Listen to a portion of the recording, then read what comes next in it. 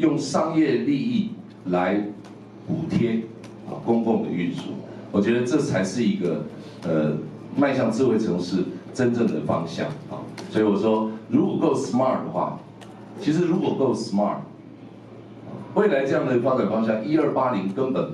不够看啊，每个月0元都有可能啊。也就是未来如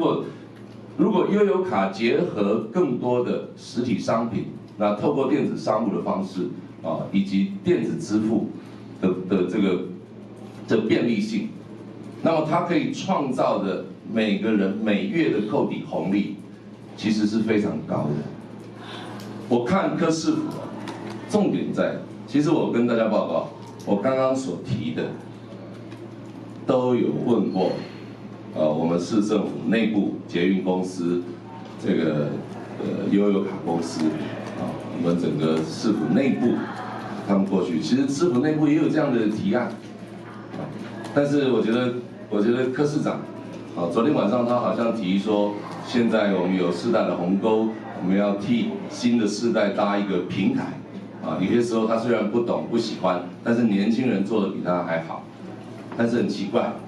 在这次1280月票补贴的方案里面，第一，它没有经过议会的预算通过；第二，啊，它年轻人架构的平台，在市府内部我知道有很多的提案，通通被打枪，啊，最后他选择了一个最传统的，啊，一个应该是从过去戒严时代、妇联会时代，啊，用政策买票的方式，用直接政府补贴。用直接政府补贴，啊，那搭乘的消费者当然是享受了好处，啊，但是呢，留给市库每一年要有79亿补助在这些公共运输的使用上，但是公共运输却没有因此而改变。